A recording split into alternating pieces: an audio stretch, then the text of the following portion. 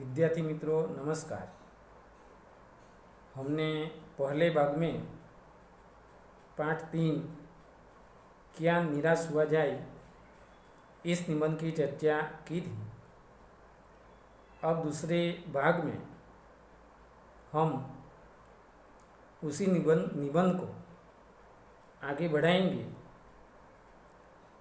मैंने पहले भाग में आपको बताया था कि लेखक के जीवन में ऐसी कई घटनाएं घटी थी। इन घटनाओं के आधार पर लेखक हमें कहता है कि हमें कभी निराश नहीं होना चाहिए। यहाँ पे लेखक ने उनके जीवन में 2 घटना जो बनी हुई थी उनमें से पहली घटना हम देखेंगे। हम पहले भाग में यहाँ तक रुके थे। देखो, जिन्हें उजागर करने से लोकचित्त में अच्छाई के प्रति अच्छी भावना जगती हैं, वहाँ तक मैंने आपको सिखाया था। अब हम आगे बढ़ेंगे। एक बार रेलवे स्टेशन पर टिकट लेते हुए गलती से मैंने 10 के बजाय 100 रुपये का नोट दिया और मैं जल्दी जल्दी गाड़ी में आकर बैठ गया। पहली घटना लेखक के जीवन में हुई थी कि एक बार लेखक रेलवे स्टेशन पर टिकट लेते हुए गलती से उन्होंने 10 रुपये के नोट के बदले 100 रुपये का नोट दे दिया और मैं जल्दी जल्दी गाड़ी में आकर बैठ गया। लेखक रेलवे स्टेशन पर गए, कोई जगह जाने के लिए वहाँ यात्रा करने वाले थे। उसी समय टिकट बारी पर जाकर उन्होंने गलती से 10 के बदले उन्होंने 100 रुपये का नोट दे दिया और वह जल्दी जल्दी गाड़ी में जाकर बैठ गया। थोड़ी देर में टिकट बाबू इन दिनों के सेकंड क्लास के डिब्बे में हर आदमी का चेहरा पहचानता हुआ उपस्थित हुआ। लेखक जल्दी जल्दी गाड़ी में जाकर बैठ गया। थोड़ी ही देर में टिकट बाबू उन दिनों के सेकंड क्लास के डिब्बे में हर आदमी यानी मनुष्य का चेहरा पहचानता हुआ डिब्बे में हाजिर हुआ। उसने मुझे पहचान लिया। वह टिकट बाबू ने लेखक को पहचान लिया और बड़ी विनम्रता के साथ मेरे हाथ में 90 रुपये रख दिए और बोला। टिकट बाबू ने लेखक को पहचान लिया और बड़ी विनम्रता के साथ लेखक के हाथ में 90 रुपये रख दिए और बोला। विद्यार्थी मित्रों, समझो कि आज के टिकट बाबू कभी भी कोई यात्री के साथ यह घटना होती तो वह 90 रुपया या 50 रुपया देने के लिए कभी नहीं आता। लेकिन उस जमाने में वह टिकट बाबू सेकंड क्लास के डिब्बे में गए, लेखक को पहचान लिया और बड़ी विनम्रता के साथ लेखक के हाथ में 90 रुपये रख दिए और बोला, यह बहुत गलती हो गई थी। विनम्रता से बोला और उन्होंने कहा कि यह मुझसे बहुत गलती हो गई थी। 90 रुपया मेरे हाथ में रह गया, मैंने आपको दिया नहीं, वापस देना था लेकिन मैं भूल गया देने के लिए, इसलिए मैं वापस करने के लिए आया हूँ। यह मेरी जो गलती थी वह गलती को सुधारने के लिए मैं आपको 90 रुपया दे रहा हूँ। आपने भी नहीं देखा, मैंने भी नहीं देखा। विनम्रता से बोला कि आपने भी नहीं देखा यानी 100 रुपये का नोट और मैंने भी 100 रुपये का नोट नहीं देखा। ऐसा वह टिकट बाबू लेखक के पास आकर कहा। तब लेखक ने टिकट बाबू के चेहरे की ओर देखा तो उनके चेहरे पर विचित्र संतोष की गरिमा थी। विचित्र संतोष की गरिमा, गौरव उनके चेहरे पर दिखाई देता था। विचित्र संतोष टिकट बाबू के चेहरे पे क्यों दिखाई दिया? क्योंकि गलती से उनके पास 90 रुपया रह गए थे, वह उन्होंने वापस लौट दिया, इसलिए उसके चेहरे पे विचित्र संतोष की गरिमा दिखाई देती थी। यह देखकर मैं चकित रह गया।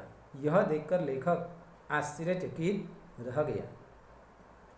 इसलिए लेखक का कहने का मतलब यही है कि कैसे कहूँ कि दुनिया में सच्चाई और ईमानदारी लुप्त हो गई है। इस घटना के आधार पर लेखक कहते हैं कि मैं कैसे कहूँ कि दुनिया में सच्चाई और ईमानदारी लुप्त यानी नाश हो गई है। वैसी अनेक अवांछित घटनाएं भी हुई हैं। वैसी अनेक प्रकार की अवांछित घटनाएं भी हुई हैं, परंतु यह एक घटना ठगी और वंचना की अनेक घटनाओं से अधिक शक्तिशाली है। इस घटना के आधार पर लेखक का कहने का मतलब यही है, विद्यार्थी मित्रों समझो कि दुनिया में आज भी सच्चाई और ईमानदारी है, और वह सच्चाई और ईमानदारी थोड़े से लोगों में आज भी बची हुई है, वह लुप्त नहीं हो गई। वैसी अनेक अवांछित घटनाएं भी हुई, परंतु यह एक घटना, दूसरी एक घटना ठगी और वंचना की अनेक घटनाओं से अधिक शक्तिशाली, बलवान, शक्तिमान है। वह दूसरी घटना देखो। एक बार मैं बस यात्रा कर रहा था। मेरे साथ मेरी पत्नी और 3 बच्चे भी थे। बस में कुछ खराबी थी, रुक रुक कर चलती थी। दूसरी घटना पहली घटना से भी ज़्यादा शक्तिशाली है। एक बार लेखक बस में यात्रा कर रहा था। लेखक के साथ लेखक की पत्नी और उनके 3 बच्चे भी थे। बस में कुछ खराबी थी। खराबी होने के कारण बस रुक रुक कर चलती थी। गंतव्य से कोई 5 मील पहले ही एक निर्जन सुनसान स्थान में बस ने जवाब दे दिया। देखो, गंतव्य ने जहाँ पहुँचना है वह स्थान से कोई 5 किलोमीटर पहले से एक निर्जन सुनसान स्थान में बस ने जवाब दे दिया। कहने का मतलब बस वहाँ जाकर रुक गई। रात के कोई 10 बजे होंगे। रात के कोई 10 बजे होंगे। बस में यात्री घबरा गए। बस में जितने भी यात्री बैठे हुए थे वे सब घबरा गए। कंडक्टर ऊपर गया और एक साइकिल लेकर चलता बना। कंडक्टर बस के ऊपर गया और एक साइकिल लेकर वह चलता बना। वह चलने लगा। यह देखकर लोगों को संदेह हो गया कि हमें धोखा दिया जा रहा है। कंडक्टर को साइकिल लेकर चलता हुआ दिखाई दिया। लोगों को यह देखकर लोगों के मन में संदेह यानी शंका हो गया कि ये ड्राइवर और कंडक्टर हमें धोखा दे रहे हैं, ऐसा सभी यात्री को मन में होने लगा। उसी समय बस में बैठे लोगों ने तरह तरह की बातें शुरू कर दी। कंडक्टर साइकिल लेकर कोई जगह पे चला गया। ड्राइवर बस के पास था। उसी समय बस में बैठे लोगों ने तरह तरह की बातें शुरू कर दी। किसी ने कहा यहाँ डकैती होती है। डकैती यानी लूटपाट, चोरी होती है। 2 दिन पहले ही इसी तरह एक बस को लूट लिया गया था। लोगों आपस में तरह तरह की बातें करने लगे और कहते थे कि 2 दिन पहले ही इसी जगह एक बस को लूट लिया गया था। परिवार सहित अकेला मैं ही था। बस में लेखक, पत्नी, लेखक के 3 बच्चे उनके साथ थे। उनके सिवा कोई यात्री परिवार के साथ न था। निर्जन सुनसान जगह पे बस खड़ी हो गई। बच्चे पानी पानी चिल्ला रहे थे। पानी का कहीं ठिकाना न था। ऊपर से आदमी का डर समा गया था। छोटे बच्चे पानी पानी चिल्ला रहे थे। पानी का कोई ठिकाना न था। कहने का मतलब पानी मिल न रहा था। ऊपर से आदमी का डर समा गया था। ऊपर से लुटेराव का, जो 2 दिन पहले ही जो बस को लूट लिया गया था, यही बात सुनते ही लेखक के मन में भी डर समा गया था। कुछ नौजवानों ने ड्राइवर को पकड़कर मारने पीटने का हिसाब बनाया। बस में कुछ नौजवान थे। उन्होंने ड्राइवर को पकड़कर मारने पीटने का हिसाब बनाया। वह मारना चाहते थे। ड्राइवर के चेहरे पर हवाइयाँ उड़ने लगी। नौजवान ड्राइवर को मारना पीटना, वह मारने पीटने के लिए वह तैयार हो गई है। यह देखकर ड्राइवर के चेहरे पर हवाइयाँ उड़ने लगी। चेहरे पर हवाइयाँ उड़ना मुहावरा है। चेहरे का रंग फीका पड़ जाना। लोगों ने उसे पकड़ लिया, ड्राइवर को पकड़ लिया। वह बड़े कातर ढंग से मेरी ओर देखने लगा। वह ड्राइवर लेखक की ओर बड़े कातर ढंग से देखना, भयभीत होकर देखना। मुहावरे का अर्थ है कातर ढंग से देखना, भयभीत होकर देखना। लेखक की ओर वह भयभीत होकर देखने लगा और बोला, हम लोग बस का कोई उपाय कर रहे हैं। हम लोग कोई नई बस का उपाय कर रहे हैं। बचाइए, ये लोग मारेंगे। भयभीत होकर लेखक की ओर ड्राइवर देखने लगा और कहने लगा कि हम कोई नई बस का उपाय कर रहे हैं, इंतजाम कर रहे हैं। मुझे बचाइए, नहीं तो ये लोग मुझे मारेंगे। डर तो मेरे मन में भी था, लेखक के मन में भी था, पर उसकी कातर मुद्रा देखकर मैंने यात्री को समझाया कि मारना ठीक नहीं है। पर ड्राइवर की कातर यानी भयभीत मुद्रा को देखकर, चेहरे के भाव को देखकर लेखक ने यात्री को समझाया कि मारना ठीक नहीं है। परंतु यात्री इतने घबरा गए कि वे मेरी बात सुनने को तैयार नहीं हुए। लेकिन बस के यात्री इतने घबरा गए थे, इतना उनके मन में डर समा गया था कि वे लेखक की बात सुनने को तैयार नहीं हुए। कहने लगे, इसकी बातों में मत आइए। कहने लगे, इसकी बातों में तुम मत आइए। धोखा दे रहा है, हमारे साथ वह धोखेबाजी कर रहा है। कंडक्टर को पहले ही डाकुओं के यहाँ भेज दिया है। हमें कंडक्टर और ड्राइवर ने धोखा दिया, क्योंकि ड्राइवर ने पहले से ही कंडक्टर को डाकू के यहाँ भेज दिया है, इसलिए उसकी बातों में तुम मत आओ। ऐसा यात्री ने लेखक को कहा। मैं भी बहुत भयभीत था, लेखक भी बहुत भयभीत डरे हुए थे, पर ड्राइवर को किसी तरह मारपीट से बचाया।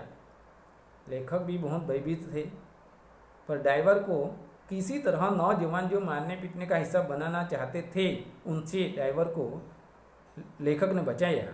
1.5-2 घंटे बीत गई। 1.5-2 घंटे बीत गए। मेरे बच्चे भोजन और पानी के लिए व्याकुल थे।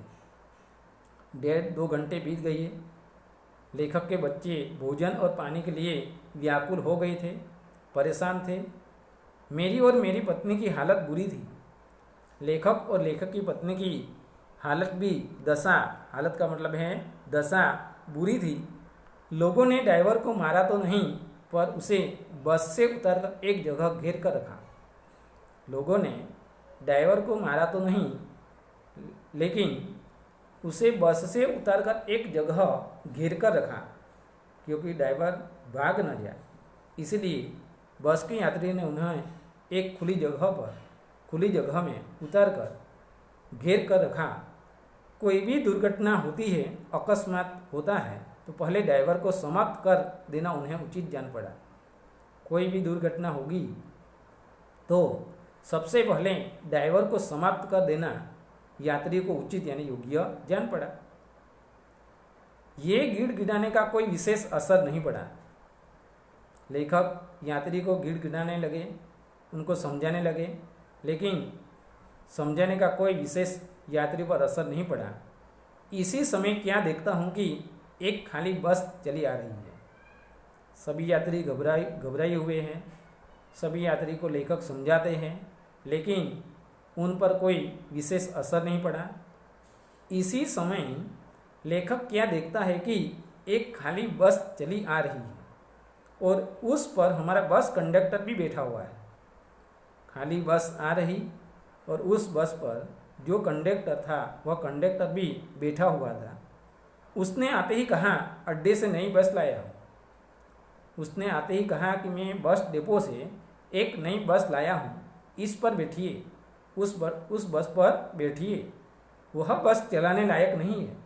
जो रुक रुक कर चलती थी वह बस अभी चलाने के योग्य नहीं है, ऐसा कंडक्टर ने आकर कहा। फिर मेरे पास यानी लेखक के पास एक लोटे में पानी और थोड़ा दूध लेकर आया और बोला। यात्री को सूचना दी। सूचना देने के बाद कंडक्टर लेखक के पास आया। लेखक के पास आकर उन्होंने एक लोटे में पानी और थोड़ा दूध उनको दिया और बोला, पंडित जी, बच्चों का रोना मुझसे देखा नहीं गया। पंडित जी, जब मैं जा रहा था तब आपके बच्चे पानी पानी चिल्ला रहे थे, उनका रोना मुझसे देखा नहीं गया। वहीं दूध मिल गया, थोड़ा लेता आया। बस डिपो पे थोड़ा दूध मिल गया, पानी मिल गया, वह आपके बच्चों के लिए मैं लेता आया। यात्रियों में फिर जान आ गई, उत्साह आ गया। सब ने उसे धन्यवाद दिया। सब यात्रियों ने कंडक्टर को धन्यवाद, शाबाशी दी। ड्राइवर से माफ़ी मांगी और 12 बजे से पहले ही सब लोग बस अड्डे पर पहुंच गए। यात्री में जो भय था वह दूर हो गया। उसमें फिर से जान आ गई, उत्साहित हो गई। सब ने कंडक्टर को धन्यवाद दिया, ड्राइवर से माफ़ी मांगी और 12 बजे से पहले सब यात्री बस अड्डे पर पहुंच गए। ये दूसरी घटना बड़ी शक्तिशाली है। इस घटना के आधार पर लेखक हमें समझाना चाहते हैं कि कैसे कहूँ कि मनुष्यता एकदम समाप्त हो गई। लेखक के मन में उद्गार, आश्चर्य हुआ कि कैसे मैं कहूँ कि मनुष्यता एकदम समाप्त यानी नष्ट हो गई। अभी भी मनुष्य में मनुष्यता है, क्योंकि बस कंडक्टर ने लेखक के बच्चों के लिए अकारण सहायता की। कहने का मतलब बच्चों का रोना कंडक्टर सहन न कर सका और उन बच्चों के लिए अपने बच्चे हैं ऐसा समझकर उनके लिए दूध भी लाया और पानी भी ले आया। इसीलिए लेखक ने कहा, कैसे कहूँ कि मनुष्यता एकदम समाप्त हो गई। कैसे कहूँ कि लोगों में दया माया रह ही नहीं गई। मैं कैसे कह सकूँ कि लोगों में दया माया रह ही नहीं गई। आज भी लोगों में दया, आज भी लोगों में माया, आज भी लोगों में मनुष्यता है। इसलिए हमें कभी भी निराश हताश नहीं होना चाहिए। जीवन में न जाने कितनी ऐसी घटनाएं हुई हैं जिन्हें मैं भूल नहीं सकता।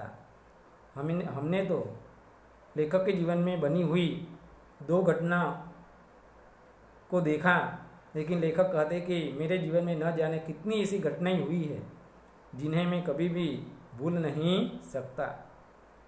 लेखक आगे लिखते हैं कि ठगा भी गया हूँ, धोखा भी खाया है। मैं इस जगत में दुनिया में रहते रहते ठगा भी गया हूँ दूसरे लोगों के द्वारा और मुझे धोखा भी खाना पड़ा है, परंतु बहुत कम स्थलों पर विश्वासघात नाम की चीज़ मिलती है। परंतु बहुत कम स्थलों पर, बहुत कम स्थल पर, जगह पर विश्वासघात नाम की चीज़ मिलती है। ठगा भी गया, धोखा भी खाया, परंतु बहुत कम स्थल, बहुत कम यानी थोड़े स्थलों पर विश्वासघात नाम की चीज़ लेखक को मिली है। केवल उन्हीं बातों का हिसाब रखो। लेखक हमें एक सूचना देते हैं, सिखाते हैं कि केवल उन्हीं बातों का हिसाब रखो जिसमें धोखा खाया है तो जीवन कष्टकर हो जाएगा। जब हम हमारे जीवन में जो हमें ठगाया, हमें धोखा दिया, इन्हीं बातों का जो हम हिसाब रखेंगे तो समझ लो कि हमारा जीवन कष्टकर हो जाएगा। परंतु ऐसी घटनाएं भी बहुत कम नहीं है जब लोगों ने अकारण सहायता की है। परंतु ऐसी घटनाएं भी बहुत कम नहीं है जब लोगों ने मुझे अकारण, कारण के बिना, स्वार्थ के बिना सहायता यानी मदद की है। निराश मन को ढाढ़स दिया है। ढाढ़स देना यानी सांत्वना देना, तसल्ली देना। मेरे मन को ऐसे लोगों ने ढाढ़स भी दिया, सांत्वना भी दी, तसल्ली भी दी और मुझे मेरे मन को हिम्मत भी बधाई है। इसलिए जीवन में ऐसी घटनाओं को देखकर कहने का मतलब, हमारे जीवन में जो धोखे की बात, कहने का मतलब विश्वासघात की बात हम बार बार याद रखेंगे तो समझ लो कि हमारा जीवन कष्टकर हो जाएगा। परंतु ऐसी घटना भी लेखक के जीवन में बहुत कम नहीं है जब लोगों ने उनके जीवन में अकारण सहायता की है, लेखक के मन को ढाढ़स दिया है और हिम्मत भी बधाई है। यहाँ पे कविवर रविंद्रनाथ टैगोर का उल्लेख करके लेखक हमें बहुत अच्छी बात समझाने जा रहा है। लेखक ने लिखा, कविवर रविंद्रनाथ ठाकुर ने अपने एक प्रार्थना गीत में भगवान से प्रार्थना की थी कि संसार में केवल नुकसान ही उठाना पड़े, धोखा ही खाना पड़े तो ऐसे अवसर पर भी हे प्रभु मुझे ऐसी शक्ति दो कि मैं तुम्हारे ऊपर संदेह न करूं। कविवर रविंद्रनाथ ठाकुर राष्ट्रगीत के रचयिता है। बंगाली भाषा के वह कवि हैं।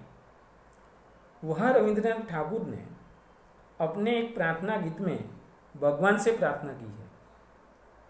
कौन सी प्रार्थना?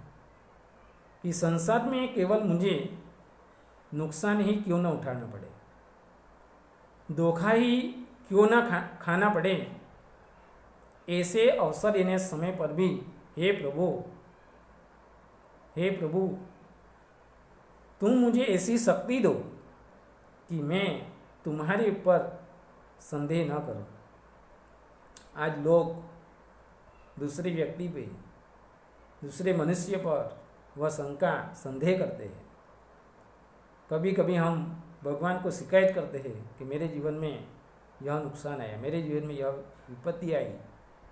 लेकिन कविवर रविंद्रनाथ ठाकुर ने जो प्रार्थना की, इस प्रार्थना में से हमें बहुत कुछ सीखना मिलता है। हमें भगवान को कभी भी शिकायत नहीं करनी चाहिए और इस प्रार्थना के द्वारा हमें भी यह सीखना मिला कि संसार में केवल रविंद्रनाथ ठाकुर को ही नहीं, हमें भी नुकसान उठाना पड़े, धोखा ही खाना पड़े तो ऐसे अवसर समय पर हे प्रभु तुम मुझे ऐसी शक्ति दो, नुकसान उठाने की, धोखा खाने की ऐसी शक्ति मुझे दो कि मैं तुम्हारे ऊपर कभी भी शंका न करूं, संदेह न करूं। यह प्रार्थना भगवान से कविवर रविंद्रनाथ ठाकुर ने की थी और वह प्रार्थना हजारी प्रसाद द्विवेदी ने भी अपने जीवन में उसको उतारी थी। कहने का मतलब उस प्रार्थना का महत्व उन्हें अपने जीवन में लिया था और महत्व प्रकट किया था। और आगे लिखते हैं, मनुष्य की बनाई विधियां गलत नतीजे तक पहुंच रही है। मनुष्य की बनाई हुई विधियां, क्या काम करना और क्या न करना, ऐसी विधियां, कानून, कायदे गलत नतीजे यानी परिणाम तक पहुंच रही हैं तो इन्हें बदलना होगा। मनुष्य के द्वारा बनाई गई विधियां, कानून, कायदे, नियम गलत परिणाम तक पहुंच रही हैं, नतीजे तक पहुंच रही हैं तो इन्हें हमें बदलना होगा। वस्तुतः आए दिन इन्हें बदला ही जा रहा है। वस्तुतः आए दिन उन्हें बदला ही जा रहा है, लेकिन अब भी आशा की ज्योति बुझी नहीं है। लेकिन अब भी आशा की ज्योति बुझी नहीं है। कहने का मतलब अभी भी हमारे मन में एक अमर आशा है, आशा की ज्योति है। यहाँ पे एक मुहावरा है, ज्योति बुझना मरना।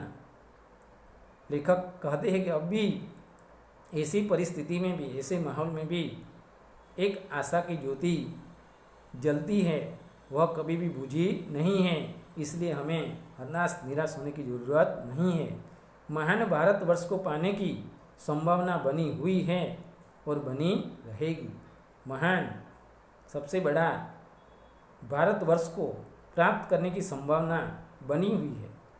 हम महान भारतवर्ष को एक दिन प्राप्त करेंगे, यह संभावना बनी हुई है और बनी रहेगी।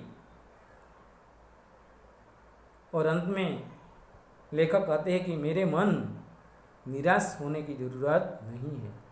हे मेरे मन, निराश होने की कोई ज़रूरत नहीं है। धोखा खाना पड़े, कोई व्यक्ति के साथ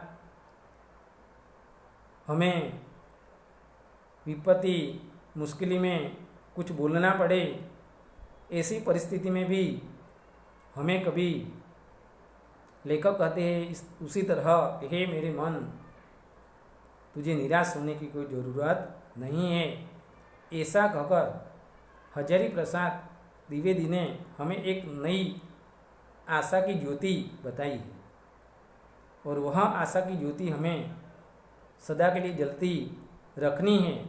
ऐसा कहकर हम भी कभी कभी परीक्षा में कम मार्क्स मिलने से निराश हो जाते हैं, हताश हो जाते हैं, लेकिन उसी समय में भी हमें कोई निराश होने की ज़रूरत नहीं है। ऐसा कहकर हजारी प्रसाद त्रिवेदी यहाँ भी उस निबंध को खत्म करता है। विद्यार्थी मित्रों, पहले भाग में भी मैंने आपको बताया था कि